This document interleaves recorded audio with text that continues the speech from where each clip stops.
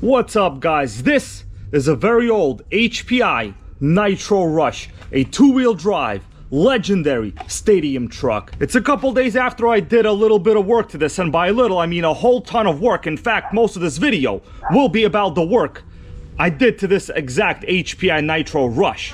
Break it down.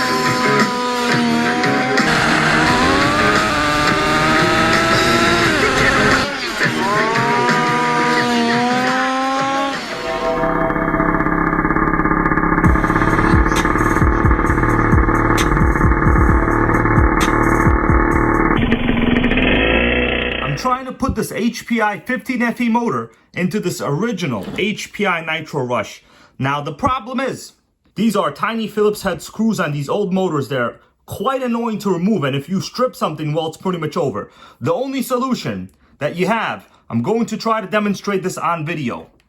I have a drill right here, so I'm just going to drill the screw out. Got one screw, just gonna go from the top here, and then hopefully we'll break off the top of the screw head.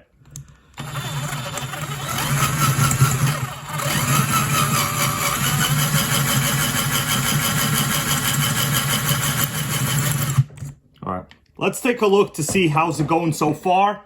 Little progress. You could see inside. That one over there, the head is completely almost is out. So once I drill a little bit more, it should basically just come loose. And then after that, hopefully I'll remove the head. We'll take a look inside the motor, and then when I reassemble it, I will be using modern, proper, metric-sized screws.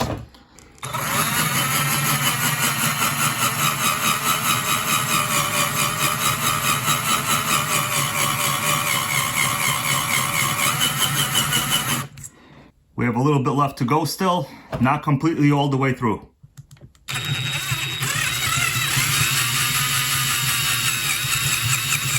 All right, I feel like that was it. I felt a little bit of a crunch. Let's see what happens. Yeah, it looks like the top of the screw head is off there. I could see the body of the bolt.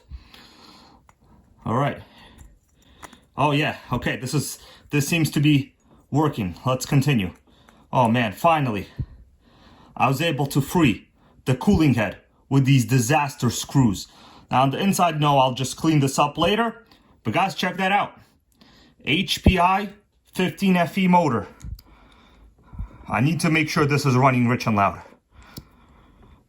That was actually the most complicated part. You could see the remaining screws here on top. I cut off the heads completely.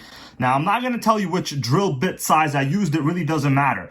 What matters is, let me show you what I did. When you're selecting the drill bit, all I did was take the screw itself, match it up to the widest portion of the drill bit, this part here, and it seems to be about exactly the same. You don't want to go bigger than too much the size of the head, because you'll also drill out some elements of the cooling head itself. Now, we got to clean this up.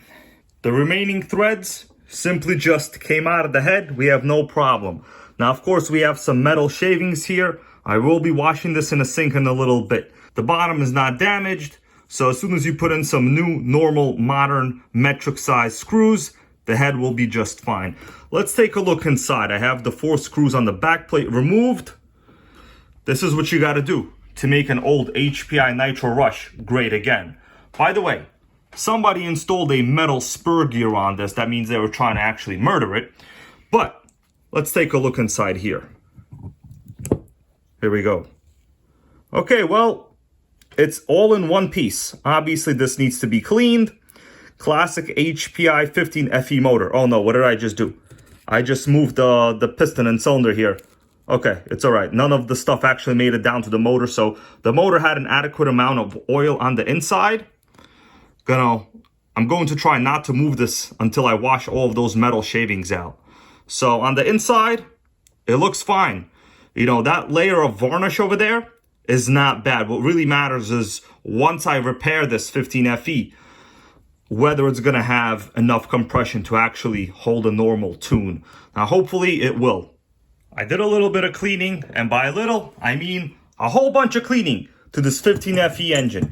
It's cleaner, but it's really only one thing that matters, whether it has compression or not. There's a good amount of oil inside there. I know it still looks dirty, but all that stuff that's on the crankshaft, it really doesn't matter. It's just varnish. If you want to remove the crankshaft and risk damaging the bearings, you know, you could, but I usually do not disassemble the block more than what you see I did here today. By the way, made in Japan, my dudes. Good quality. That's what you gotta love, the HPI 15FE. The top of the motor, you know, the piston is dirty, but I've oiled it. It should be okay. It's really, at this point, I just have to assemble it back. I've cleaned the chassis somewhat. It's not the best clean job. Now, I'm missing the fuel tank. It turns out the fuel tank does have a leak in it. I'm gonna have to come up with some kind of fuel tank decision in the near future. The other thing I noticed, this is the original header. I have to clean it, but I'm not sure whether this exhaust coupler is an original coupler. It probably isn't. It's actually quite tough to get a proper exhaust header because the way the engine is going to be sitting is mounted like this. And this is a side exhaust engine. So essentially you need some kind of header that comes out of this way. Modern engines today are not really mounted in this fashion. They are typically mounted in this position, and usually today everything is rear exhaust. So getting a proper header for this that is going to work is not going to be a piece of cake, but I'm going to do as much as I can to make this thing actually usable. The cooling head seems to be in very good condition. You could tell where I drilled out the screws.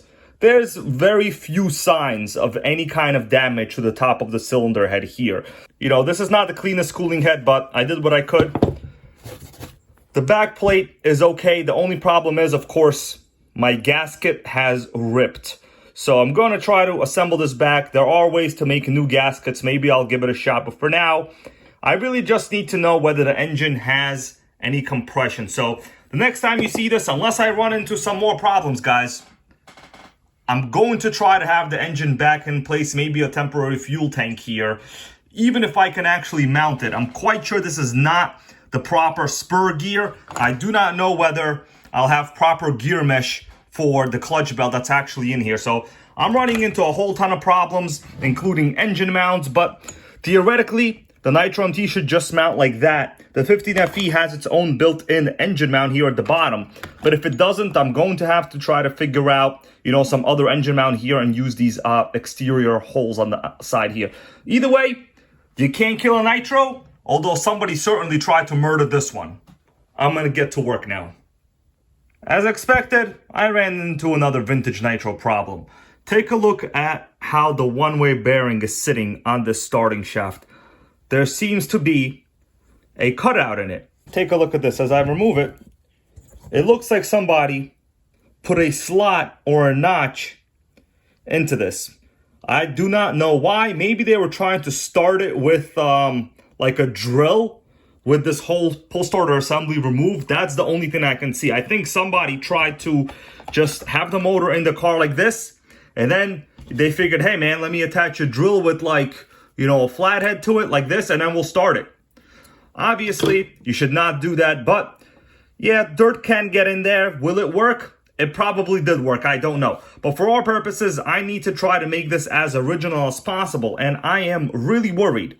Problem is, when I put the one-way bearing on it, I can see the one-way bearing, you know, it's spinning the other way, which is the way it's supposed to. And in this direction, yes, the motor does have adequate compression. It does spin over. You know, I'm actually having a very hard time right now spinning it over with just my finger alone. So it seems like there is compression. But when the pull starter is on, I don't know how this is going to react. Once again, trial and error. I'm going to have to assemble it the way it is here. Worst case scenario, maybe I will file down some of these jagged edges that are sticking out of this starting shaft. It's possible that there are kind of small little jagged edges here. I might have to file it down. But for our purposes now, I think this is as good as it's going to get. I also cannot tell if this is the original rubber coupler used for the header and the exhaust, because if I pretend that the motor is currently mounted in the car, and then we take this piece and I hold it like this, you know, the pipe is going to be going way outside of the chassis. I mean, that just cannot be how it's supposed to be assembled. It's possible that if you bend it like this, you know, like a 90-degree angle like that, it's possible that it'll be okay. But you're gonna have high restrictions. But this is a pretty inefficient motor. It's a 0.15. It'll be okay. I'm not too worried about it. Our goal is just to get this assembled and try to get it fired up. There are just so many issues I ran into here. You know, stripped cooling head. And as you guys could tell, we have absolutely no issues with my new screws that I'm using. Without looking very closely, you legit cannot see which screws I had to drill out. Obviously, there are new screws inside normal metric hardware. You never run out of problems when you're dealing with a vintage HPI or really any Nitro. Now, this fuel tank, unfortunately, the primer on top here leaks. It does not hold a vacuum. So I'm also going to have to figure out a proper fuel tank solution. The way the fuel tank is mounted in the chassis, it's actually quite interesting. We have a center mounted fuel tank, very similar to almost all racing touring cars. I like that. But of course, this one doesn't hold a vacuum, so I actually don't like it. It's pissing me off right now. I'm going to try to assemble this and we'll see where we're going to go from there. I'm not going to make any promises. I'm not going to say next time you see this, it will be fired up, because chances are I will most likely run into some kind of other problems. Hopefully the engine mounts normally here and we can use the stock drivetrain. You know, this looks like a stock chassis, but we got metal spur gear, we got exhaust problems, we got leaking fuel tanks.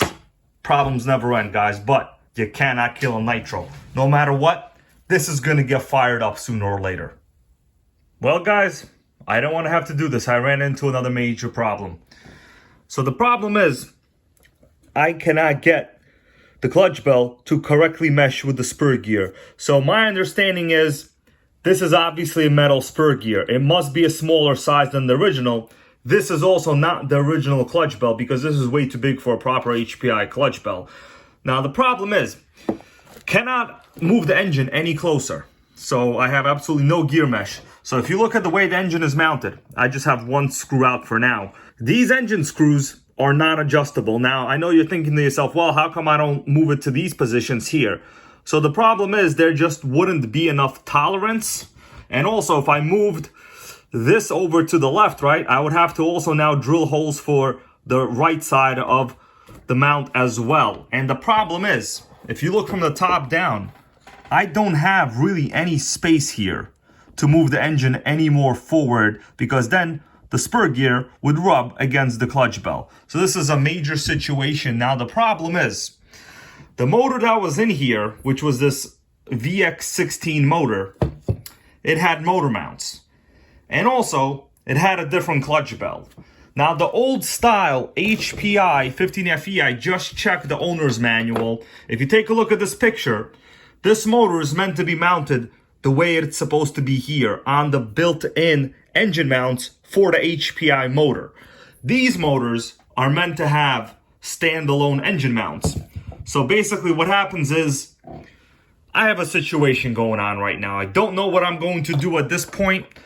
Unless I convert somehow back to the original clutch bell size and the proper spur gear, I am basically stuck at this point. I don't want to have to drill out holes. You know, honestly, this is a pretty in-depth mounting system. So not only do I have to drill a hole through the aluminum chassis, but also this pretty thick metal motor mount. And even if I did that, I don't know if that's really the right thing to do here. I'm gonna have to think about this for a little while. I had some time to think, and I think what I really need is the original HPI motor mount. Now, if you look through these wider holes, you could see the motor tabs from the 15FE, right? If I go like this, those are the motor tabs. So they seem to line up perfectly, and I would still have some proper gear mesh adjustment. Of course, since I'm using these four that are just standard motor mounts for the original drivetrain, I really got nothing. What I need is a proper HPI motor mount that would go right over here and to the bottom of the chassis. So I'm gonna have to source that for now. I've run into kind of a problem because, you know, anytime you working on older Nitros, people have replaced spur gears, they've replaced clutch bells, you don't have the proper engine mounts. This is the kind of stuff that actually happens. Since this is also not the original pull starter, I don't have the original screws. You could tell I have some screws sticking out, but they do not seem to be obstructing anything.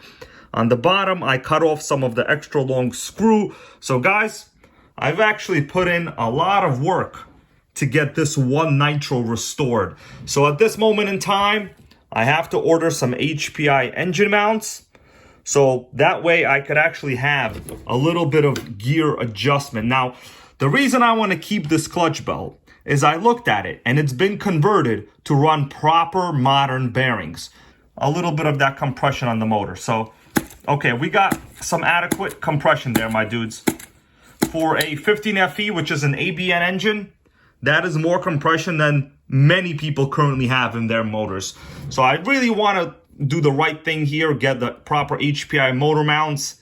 And then I think once the motor is mounted, I'll have to tackle the exhaust situation, but one thing at a time. So we need a proper fuel tank. This one is destroyed. It has a leak here on top where the primer is, and we need engine mounts. Obviously some kind of exhaust situations. I have to resort to something pretty crazy right now. This is my board of engines, right? I've shown a video on this. Basically, we have 4 engines, all different styles. Thunder Tiger, old Force engine. This is an OS CVR-X. This is an HPI 25 motor.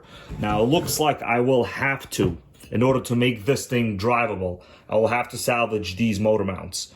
So these are the original HPI and OS motor mounts, right? I am actually surprised that I have them. So we're gonna have to salvage these from my current board of engines, and hopefully that will fix my gear mesh problems. So this is what I'm talking about.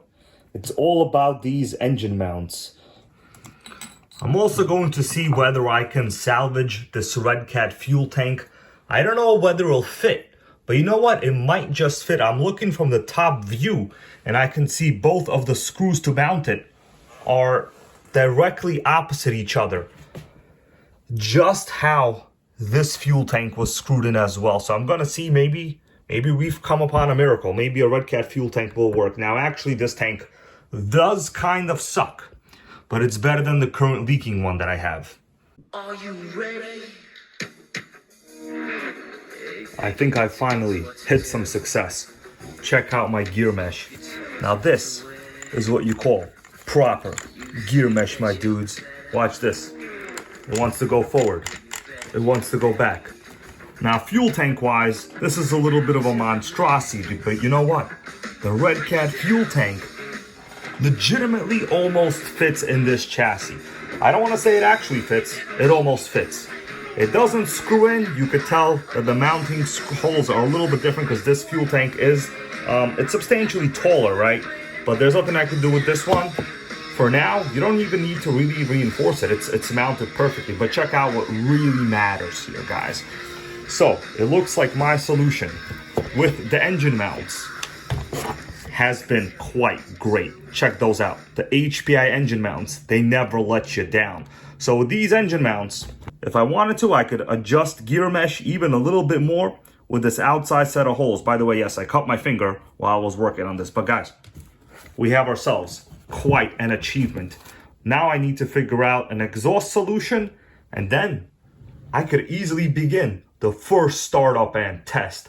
By the way, in case you were wondering what other engine mounts I did attempt trying to use, these are some other engine mounts. I tried to use them, but they just do not fit because the way that this is designed, it is not meant to be used with engines that have protruding engine mounts on the bottom. So this particular VX16, you could easily use these engine mounts because there's nothing in the way going down from the engine mount tabs. On these older HPI motors, as you saw previously, they have their own built-in engine mounts. But anyway, guys, this is honestly a milestone. I'm a little bit amazed at the amount of work I've done without really spending any money, just salvaging, you know, engines from a board that I had. You think you know me? HPI Nitro Rush.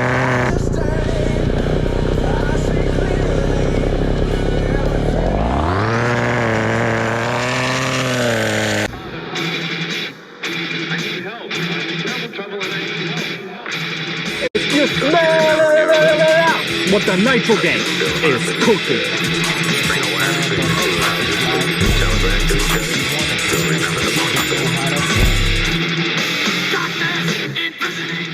Nitro World Order. Nitro World Order.